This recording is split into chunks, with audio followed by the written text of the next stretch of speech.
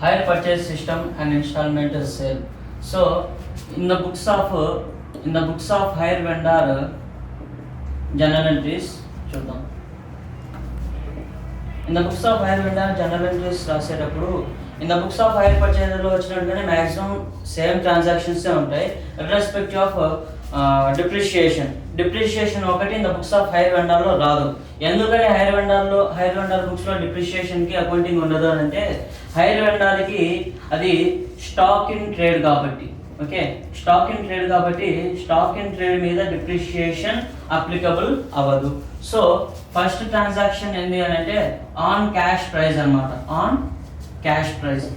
So hire purchase అంటే ఏంది? Hire purchase అనేది అగ్రిమెంట్ ఆఫ్ హైర్ అంటే రెంటల్ అగ్రిమెంట్ లాంటిదే కాబట్టి అక్కడ first of all cash prize కి ఒక ఎంట్రీ రాస్తుంది. అంటే జస్ట్ ఆ అగ్రిమెంట్ బేస్డ్ లో వెళ్తుంది, టోటల్ అమౌంట్ ఎంత అనే దానికి ఒక ఎంట్రీ రాసుకోవాలి. కాబట్టి అదేంటి అని అంటే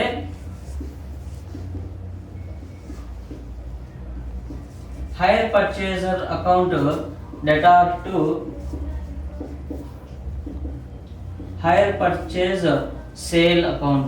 హైర్ పర్చేజ్ సేల్స్ అన్నాం, ఓకే, ఇది నార్మల్ సేల్స్ కాదు, హైర్ పర్చేజ్ సేల్స్, ఓకేనా, హైర్ పర్చేజ్ సేల్స్ అన్నాం. సో హైర్ పర్చేజర్ అనే వారికి మనం అసెట్ ఇస్తున్నాం, is the receiver. So hire purchaser account should be debited. And hire purchase sales అంటే మన దగ్గర నుంచి స్టాక్ వెళ్ళిపోతుంది కాబట్టి హైర్ పర్చేజ్ సేల్స్, ఆ సేల్స్ ని క్రెడిట్ చేసాం, ఓకేనా. And next on receipt of down payment pay చేసేది ఎవరు? Hire purchaser. అది ఎవరు రిసీవ్ చేసుకుంటారు అంటే హైర్ వెండర్ రిసీవ్ చేసుకుంటారు. So on receipt of down payment general entry ఏంటి అని అంటే bank account debtor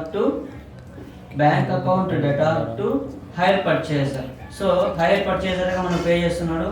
so bank account debtor to hire purchaser account అన్నమాట, ఓకేనా. And next third general entry, third one ఏంటి? డౌన్ పేమెంట్ రిసీవ్ చేసుకున్నాం. And next interest receivable కి entry రాసుకుంటాం. On interest receivable or outstanding interest అన్నమాట, on interest receivable. So interest అనేది revenue in nature కాబట్టి అది ఇన్కమ్ క్రెడిట్ అవుతుంది. So ఎవరు మనకి పే చేయాలి interest? Hire purchaser. So hire purchaser account debtor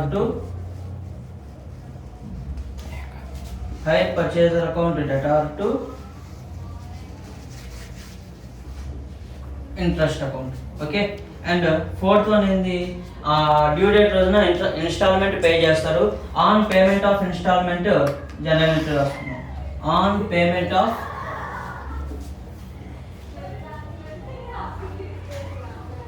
instalment amount pay చేసేటప్పుడు జనరల్ ఎంట్రీ ఏమొస్తుంది? సో హైర్ పర్చేజర్ పే చేస్తున్నాడు, క్యాష్ మనకు వస్తుంది. So bank account debtor to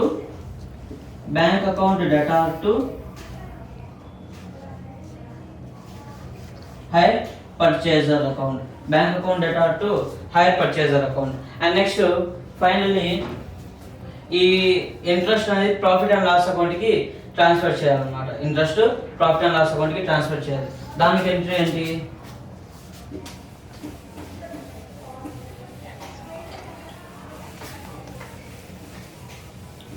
on transferring interest to profit and loss account.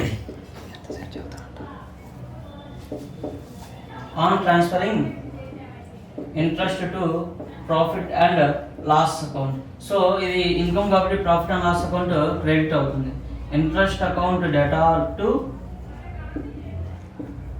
Profit and loss account. ఇది ఈ 5 journal entries వస్తాయి. First one ఏంది? On cash price. మనం asset purchase చేసినప్పుడు agreement చేసుకుంటాం కదా. సో క్యాష్ ప్రైస్ మనం ఎంత డ్యూ ఉన్నాం హైర్ పర్చేజర్ అని చెప్పేసి క్యాష్ ప్రైస్ ఒక ఎంట్రీ రాసుకోవాలి. అండ్ తర్వాత సెకండ్ వన్ ఏంటి అని అంటే on receipt of down payment. Hire vendor down payment amount receive చేసుకుంటారు. So receipt of down payment ఒక ఎంట్రీ రాస్తాం. అండ్ నెక్స్ట్ థర్డ్ వన్ ఏంటి అని అంటే ఆన్ ఇంట్రెస్ట్ డ్యూ అనమాట. సో హైర్ పర్చేజర్ హైర్ వెండర్కి ఇంట్రెస్ట్ పే చేస్తారు. It is revenue nature, profit and loss అకౌంట్లో రిప్రజెంట్ అవ్వాలి కాబట్టి దానికి ఒక ఎంట్రీ రాస్తున్నాం. దానికి ఎంట్రీ ఏంటి అని అంటే ఇక్కడ ఇంట్రెస్ట్ ఇన్కమ్ కాబట్టి ఇంట్రెస్ట్ క్రెడిట్ అవుతుంది. అండ్ ఆ ఇంట్రెస్ట్ ఎవరు మనకు పే చేస్తున్నారు? Hire purchaser has to pay such interest అనమాట. So hire purchaser account debit అవుతుంది, ఇంట్రెస్ట్ క్రెడిట్ అవుతుంది. Hire purchaser account debtor to interest account. And fourth one on receipt of instalment. So instalment amount receive చేసుకుంటారు. Instalment amount receive చేసుకునేటప్పుడు entry ఏం వస్తాం? మనం pay చేసేది hire purchaser. So hire purchaser giver కాబట్టి credit అవుతుండు. So bank account debtor to hire purchaser account. Okay, so instalment amount receive చేసుకున్నాం. ఇప్పుడు హైర్ వెండర్కి రెవెన్యూ ఏంటి? ఇక్కడ వచ్చిన రెవెన్యూ ఏంటి అని అంటే ఇంట్రెస్ట్ అనమాట. సో ఆ ఇంట్రెస్ట్ ఏం చేయాలి? ప్రాఫిట్ అండ్ లాస్ అకౌంట్కి ట్రాన్స్ఫర్ చేయాలి. So on transferring such interest to profit and loss account, what will be the journal entry? So interest account debtor to profit and loss account. Okay, ఇది accounting treatment in the books of hire vendor. Okay, so ఈ journal entries అనేవి every year repeat అవుతూ ఉంటాయి. ఏ journal entries repeat అవుతాయి అంటే except on cash price and on payment of down payment. Cash price, payment of down payment తప్పించి మిగతా transactions అన్ని అంటే ఏంటివి? On interest due, on charging, depreciation, on receipt of instalment amount, ఇలాంటివన్నీ repeat అవుతూ ఉంటాయి in the books of hire purchaser and in the books of hire vendor also. Okay, అదన్నమాట. So ఇది ఈ ట్రీట్మెంట్ అంతా ఇప్పుడు దాకా చెప్పుకునేదంతా ఎప్పుడు అని అంటే if assessee is not in default, hire vendor not in default, hire vendor డిఫాల్ట్లో లేకపోతే ఆ ట్రాన్సాక్షన్స్ వస్తాయి. ఒకవేళ hire purchaser instalment amounts pay చేయడంలో ఫెయిల్ అయ్యారు. ఓకే, hire purchaser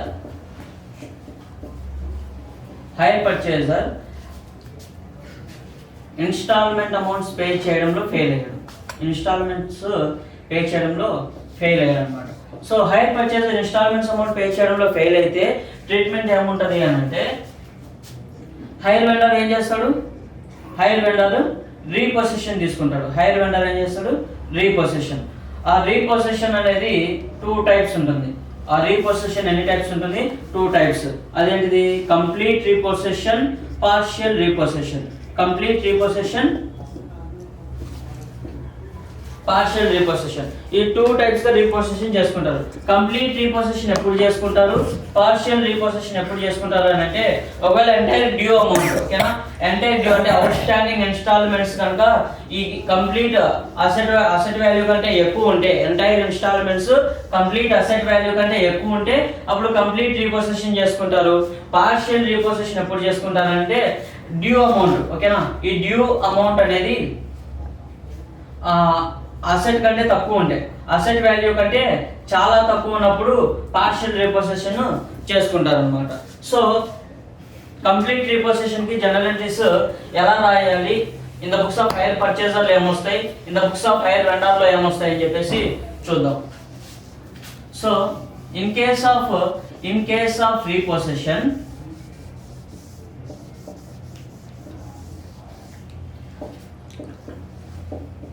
journal entries in the books of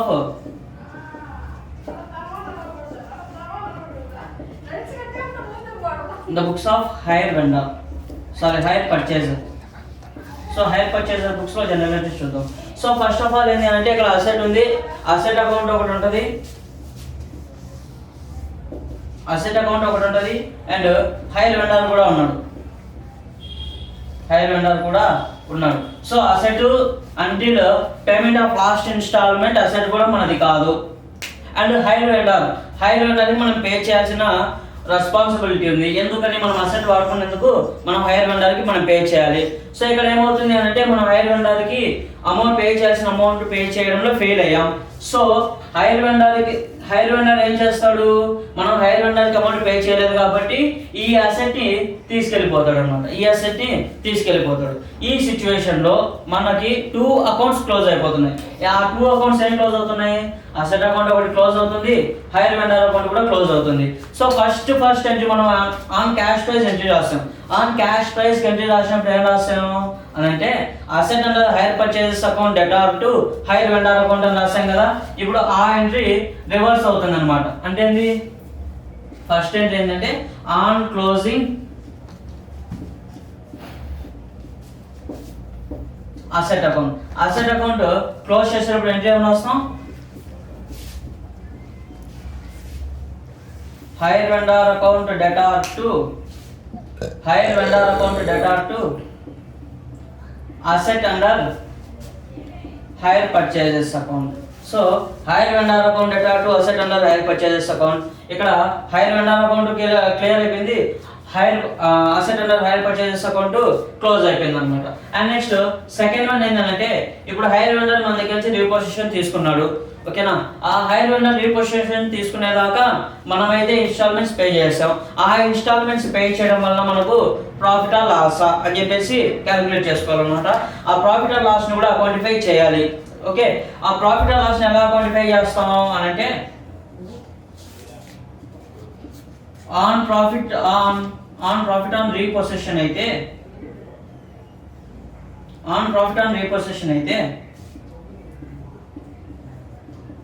asset account debtor to profit and loss account అమ్మా.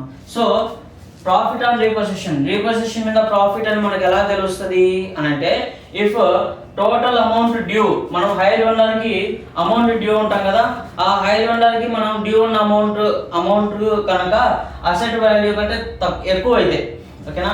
If asset amount due to hire vendor is more than the value of asset, then it is noted as a profit అన్నమాట. So అంటే ఇది మనం book value of asset and due amount ఈ రెండు compare చేసుకుంటే ఏది ఎక్కువ ఉంటే మనకు ప్రాఫిట్ అయినట్లు అంటే అసెట్ వాల్యూ కంటే హైర్ వెండర్ కి మనం డ్యూ ఉన్న అమౌంట్ ఎక్కువ ఉంటే అప్పుడు మనకు అది ప్రాఫిట్ అయినట్టు, ఓకేనా. సో లాస్ ఎప్పుడు అవుతుంది,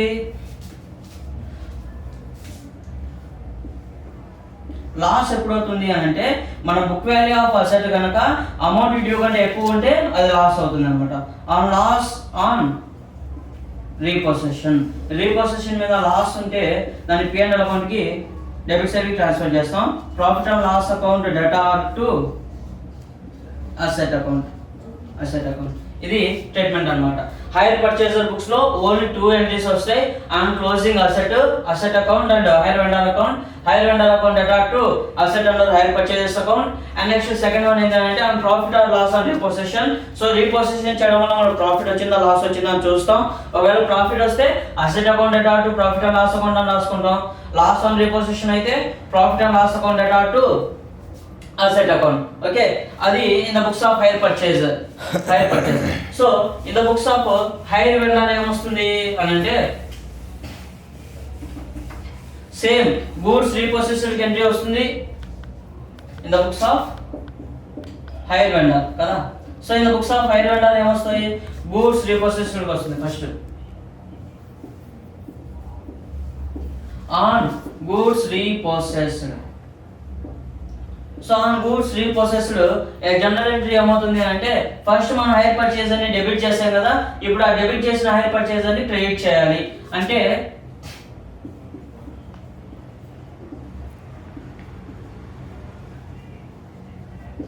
goods repossessed account debtor to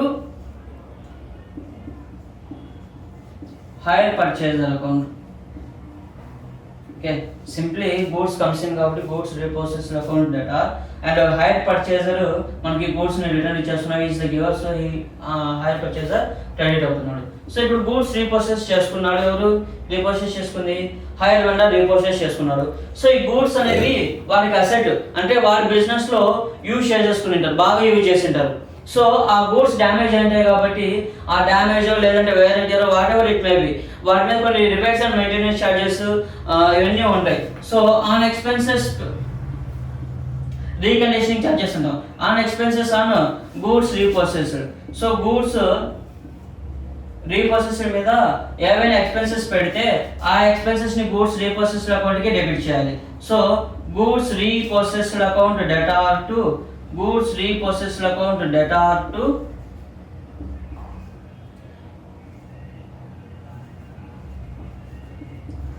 bank account. Okay, and next third one. So ఇప్పుడు గూడ్స్ రీప్రొసెస్ చేసుకున్నారు. రీప్రొసెస్ చేసుకున్న తర్వాత వాటిని కొంచెం మంచి కండిషన్ తీసుకురావడం కోసం ఎక్స్పెన్సెస్ పెట్టి రిపేర్స్ చేయించారు. అండ్ తర్వాత ఏం చేసుకుంటారు, సేలే కదా.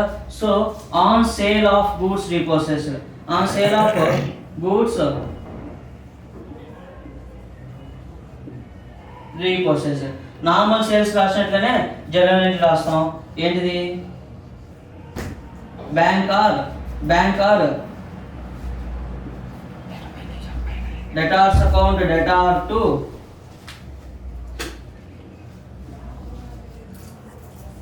Goods repossessed account. ఓకే, ఇప్పుడు ఈ గూడ్స్ ని రీప్రొసెస్ చేసుకొని ఆ ఎక్స్పెండిచర్స్ స్పెండ్ చేసి సేల్ చేయడం వల్ల హైర్ వెండర్కి ప్రాఫిటా లాసా అని చెప్పేసి అకౌంటిఫై చేసుకోవాలి. సో ఒకవేళ ప్రాఫిట్ వచ్చిందా P&L అకౌంట్కి ట్రాన్స్ఫర్ చేస్తాం, లాస్ వచ్చిన P&L అకౌంట్కి ట్రాన్స్ఫర్ చేస్తాం. ప్రాఫిట్ వస్తే P&L అకౌంట్ ఎటువైపు రికార్డ్ చేయాలి, ట్రేడ్ సైడ్ రికార్డ్ చేయాలి. లాస్ అయితే P&L account debit side record చేయాలి. సో దానికి ఏంటి, on profit on sale of goods repossessed, on profit on sale of goods repossessed. ఏంటిది, goods repossessed account debtor to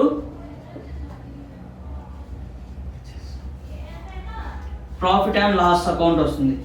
ఒకవేళ loss అయితే, if in case it is loss means general entry ఏమవుతుంది, profit and loss account debtor to